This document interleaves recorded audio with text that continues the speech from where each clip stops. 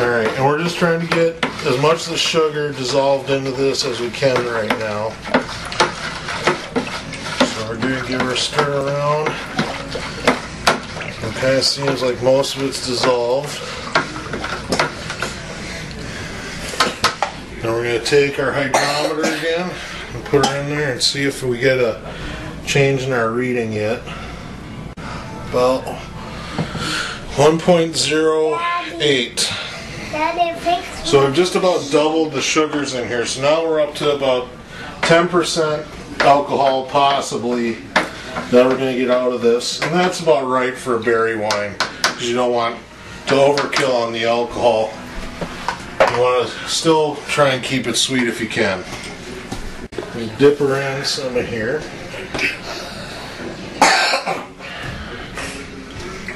So we take some out. Now, just like we did with the pomegranate, I'm just going to rinse the jar off here. We're going to take it, slide over here, and then we're going to pitch our yeast into it. And this has been sitting at room temperature, so it's going to be right for rehydrating our dry yeast here. And this is another champagne yeast that you kind of stir that around a little bit. And as you can see, it's already starting to fall towards the bottom here. And it's going to fall to the bottom, and then it's going to start popping back up. And we're just going to let that go for about 20 minutes or so, just so it starts cycling up and really getting going. Meanwhile, we're just going to loosely place the lid back over the top and set that off to the side. And I'm going to get my bottling, all my bottles, my caps, and my capper out, and we'll start bottling this up. Alright, we got the hard tea transferred over to a bottling bucket. And I want to carbonate it. So to carbonate it, we use what's called corn sugar or priming sugar. And for every gallon that we have, and on the side of a bottling bucket it actually tells you how many gallons you have. This one's got about a little hair over 4 gallons. So we just went, well, we went to 5, but that'll be fine. Usually you go about 1 ounce per gallon. And we'll just dump this in here. And the reason why we use corn sugar is it's designed, or it works specifically for bottling the best. Table sugar, you don't necessarily know what your results are going to be all the time. And when it comes to bottling, you want to make sure that you know how much those are going to ferment and then carbonate in the bottles. What they call this is bottle conditioning, because unlike the stuff that you get from the big breweries and places like that, what's going to happen with this is when we bottle it, the yeast is going to kick out a little bit more alcohol, but when it kicks out the alcohol, it creates carbon dioxide. And that's going to pressurize in the bottle and then push down into the liquid, and that's going to cause it to carbonate, just like you normally would get out of a bottle of any normal beer. So we got our bottles over here, we got our bottling bucket, and we got our capper. All of our sugar stirred in, or all of our priming sugar. So what I'm going to do now is I'm going to set up about 6 of these bottles.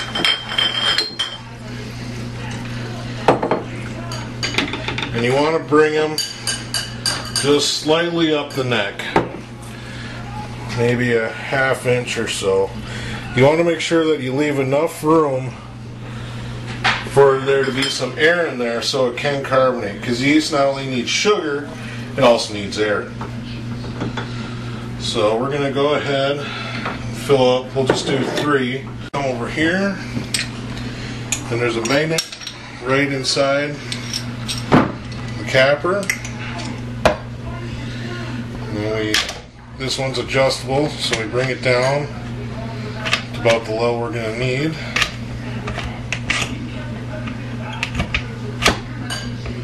Alright, and then we place the bottle in the middle,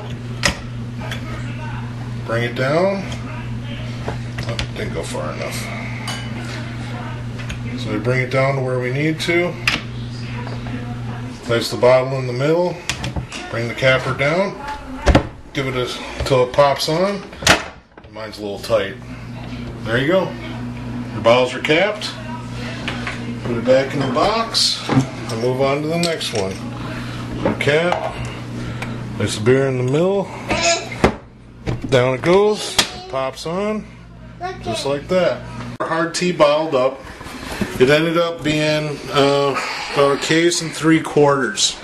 So rough math, you're gonna look at 4 gallons being a case and 3 6-packs. And this is the wine that we bottled before, along with the special reserve stuff. And this is all after sitting up here for a couple days, going to go into storage because we need the yeast to kick back up and get going again to get these carbonated. And this is our pomegranate. And as you can tell, it has already started fermenting nicely. The airlock is popping away pretty good. And we'll just keep this in the dark. We got our yeast here, and that's got a nice yeast cake on the top of it. You can see it's got that nice foam, and it's really activated well. And I've poured out any of the drippings from the berry bag that we have. So now I'm just going to take this yeast, swirl it around, and dump her right in to what they now would call must. Must is ready to ferment juice. And I just dump that in there. And then I'm going to want to take my spoon and kind of rough it up. So we aerate it a little bit.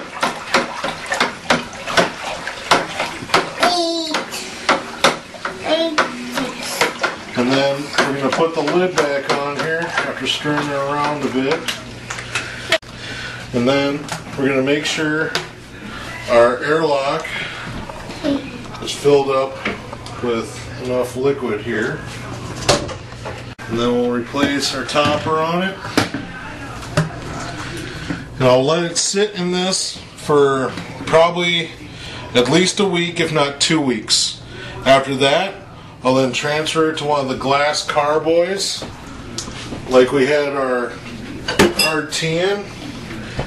And I'll probably let it sit then for a month to 2 months until it's fully fermented out. At which time, I might let it sit longer. I'll probably pull off a little bit and do some special reserve, which means I add more sugar to it to kick up the alcohol even more in it.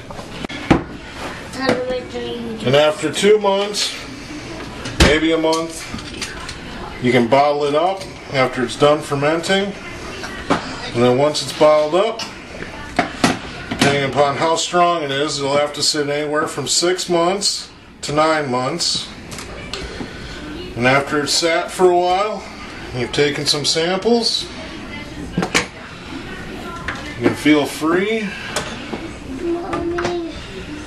to enjoy the fruits of your labor.